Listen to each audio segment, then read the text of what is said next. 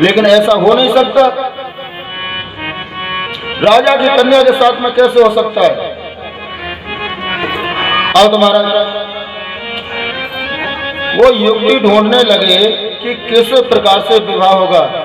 ये जो राजा थे ये भगवान विष्णु के भक्त थे और कन्या भी भगवान विष्णु की भक्त थी। पूरा परिवार भगवान विष्णु का ही भक्त था। और उसने सोचा कि क्यों ना एक काम करें, नकली विष्णु बन जाए। और कहीं से उन्होंने 2 भुजा नकली बनवा ली और एक नकली चक्र ले लिया और लेकर के और एक ऐसा गरुड़ बनवाया नकली कि उसमें रेंज भर देते कि इतनी दूरी पर जाकर के उतर जाएगा। अब राजा तो कहीं गए हुए थे, राजा रानी कहीं गए हुए थे और इधर में कन्या छत्र सारी पर सोई हुई थी और गरुड़ में चाबी भरी और भर करके भगवान विष्णु वहां पर पहुंच गए। और जैसे गरुड़ को उतरते हुए देखा और तो महाराज कन्या कहने लगी आज तो भगवान विष्णु आ रहे हैं। और जैसे गरुड़ नीचे उतरा, भगवान विष्णु गरुड़ से नीचे उतरे और दौड़ करके चरणों में गिर गए। प्रभु आज तो हमारा बड़ा सौभाग्य है, आज तो हमारा बड़ा सौभाग्य है जो आपने हमको दर्शन दिए। और तुम्हारा कहने लगे ठीक है कोई बात नहीं, आप कोई वरदान मांग लो।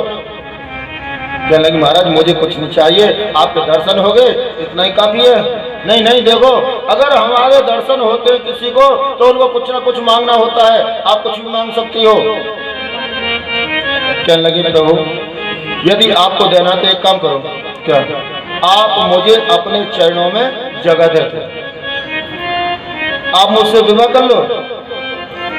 भगवान विष्णु कहने लगे नहीं नहीं ऐसा नहीं हो सकता, हमारे तो एक ही रानी है लक्ष्मी जी, हम दूसरा विवाह नहीं करेंगे। कहने लगे ठीक है महाराज आप नहीं देते तो कोई बात नहीं, मैं दूसरा वरदान कुछ नहीं मांग सकती, देना तो इसी को दो अन्यथा मैं कुछ नहीं मांगूंगी। कहने लगे देखो आप विचार कर लो और हम कल लाएंगे, आप अपने पिता से पूछ लो, आप हट करती हो तो देना तो पड़ेगा, स्वीकार है, लेकिन अपने माता पिता से पूछ लेना, हम कल फिर आएंगे। ठीक है। और ऐसा कह करके अपना भगवान विष्णु वहां से चले गए। अब प्रातः काल जब राजा रानी घर आए तो कन्या कहने लगी पिताजी माँ हाँ बेटी रात को भगवान विष्णु आए, भगवान विष्णु आए हाँ तो सपने में आगे होंगे? नहीं सपने में नहीं, साक्षात आए थे। अरे भगवान विष्णु कहीं ऐसे आते हैं? नहीं मेरे पास आए थे। तो फिर तूने कुछ मांगा? हाँ मैंने मांगा था। क्या? मैंने तो प्रभु ये मांगा कि यदि मुझको वरदान देना है तो आप मुझे अपने चरणों में जगह दे दो, मेरे साथ में विवाह कर लो। राजा कहने लगे भाई ये बात दिमाग में बैठती नहीं, तेरे पास में भगवान विष्णु कैसे आ गए, हमने तो आज तक देखा ही नहीं। कहने लगे महाराज ऐसा मैं बताऊं, वो आज फिर आएंगे, वो आज की कह करके गए हैं तो ठीक है आज देख लेंगे। और तो विष्णु भगवान दूसरी यात्री फिर आ जाते हैं और जैसे ही नीचे उतर रहा था राजा रानी छुप करके देख रहे थे। रानी कहने लगी महाराज ये जो भगवान विष्णु हैं लगे तो कुछ कुछ सांचे के से। अरे ये सांचे के नहीं, सांचे के ही हैं।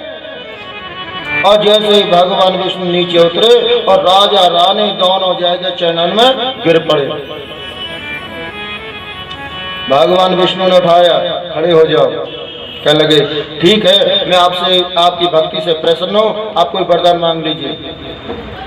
कहने लगे महाराज हमको कुछ नहीं चाहिए। नहीं नहीं कुछ भी मांग सकते हो, जो मांगो हम देंगे। कहने लगे ठीक है महाराज कहना है तुमको एक वरदान दे दो। क्या? जो हमारी कन्या ने आपसे मांगा है उसी वरदान को दे दो, आप हमारी कन्या के साथ में विवाह कर लो।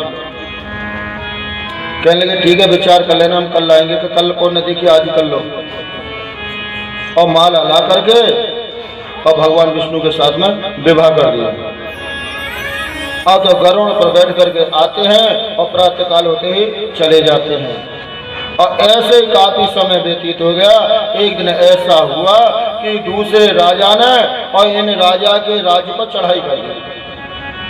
और जब चढ़ाई की और सेना मरने लगी, सेनापति कहने लगे महाराज हमारी सेना टिक नहीं पा रही है, सेना मर रही है, वह जो राजा है वो प्रबल है। अच्छा फिर क्या किया जाए, अब तो हमारी हार निश्चित है। कहने लगे महाराज एक बार बताओ, क्या आपकी रिश्तेदारी जब भगवान विष्णु ते है तो ये पब्लिक का मरवा रही हो? भगवान विष्णु से कह दो चक्र लेकर के सभी को मार दे। राजा बोले भाई बात तो ठीक है। बेटी बुलाई, बेटी इसका बेटी आज भगवान आएंगे। हाँ पिताजी वो तो रोजाना आते हैं। तो अपने भगवान से कहना कि हमारे राज्य पर दूसरे राजा ने चढ़ाई कर दी है, हमारी सेना मारी जा रही है, चक्र लेकर के और सभी को मार दे। कहने की कोई बात नहीं, इसे मैं कह दूंगा वो तो कर देंगे। अब तो रात्रि में वो कन्या बैठी हुई थी, चिंता में बैठी हुई। अब तो महाराज जब भगवान विष्णु आते हैं पूछने लगे देवी क्या बात है, कैसे चिंता में बैठी हो? महाराज कुछ नहीं, कुछ तो है, कुछ तो है, बताओ तो सही। कहने लगे ऐसी कोई बात नहीं है, कोई ना कोई बात है, आप छुपा रही हो। कहने लगे देखो हमारे राज्य पर किसी अन्य राजा ने चढ़ाई कर दी है, हमारी सेना मारी जा रही है। फिर एक काम करो आप चक्र लेकर के उन सभी को मार दो, पिताजी कह रहे हैं। वह सोचने लगा कि यदि मैं लड़ाई करने के लिए जाता हूं तो मरूंगा, और मैं कहता हूं मैं विष्णु नहीं हूं तो राजा मारेगा। अब तो दोनों तरफ से मरना होगा, इससे बढ़िया तो युद्ध में जाकर के मरूं तो कम से कम ये तो होगा कि विष्णु मारा गया। और इस बात को नारद जी सुनते हुए जा रहे थे। नारद जी दौड़ करके भगवान विष्णु के पास में पहुंच गए। कहने लगे महाराज क्या हुआ? अरे जुल्म हो गया, क्या तुम्हारा संसार में से नाम मिटने वाला है? ऐसा क्या हुआ भाई कि एक व्यक्ति है वह नकली विष्णु बन गया है और वह युद्ध करने के लिए जा रहा है, युद्ध में मारा जाएगा। कहने नकली तो मरना चाहिए महाराज, वो तो मर जाएगा नकली, लेकिन तुम्हारा नाम मिट जाएगा। सब ये सोचेंगे कि विष्णु तो मर गया, ये नकली है, तो फिर अपने नाम को बचा लो। कहने जब ऐसी बात है तो ठीक है कल युद्ध में हम जाएंगे। भगवान नारायण गरुड़ पर बैठ करके चलते हैं, इधर में वह जो नकली विष्णु था वही चल दिया और भगवान जाकर के उस नकली विष्णु में प्रवेश कर गए और गरुड़ में गरुड़ प्रवेश कर गया और जाकर के सारी सेना को मार दिया। गोविंद भगवान की जय। तो कहने का तात्पर्य ये है भैया नाम तो तुम्हारे जहांगीरपुर को ही है, वह डुबा लियो चाहे बचा लियो, भागवत तो है रही। गोविंद भगवान की जय। अब आपके हाथ में देखो, हमारा कार्य था अनुष्ठान रखने का, अनुष्ठान रख दिया और आपके सहयोग से ही पूर्ण होगा। कथा और मंदिर कभी भी व्यक्तिगत नहीं होते। यदि अपने घर में कोई करा भी रहा हो ना, वही व्यक्तिगत नहीं होती, उसमें भी सहयोग होता है। बिना सहयोग के मंदिर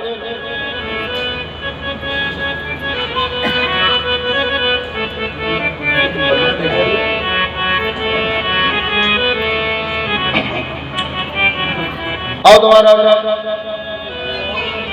जब भगवान छोटे हो गए तब मैया कहने लगी महाराज आप छोटे तो हो गए, लेकिन एक बात बताओ, 4 भुजा वाले किसी के बच्चे हुए हैं? अगर काय के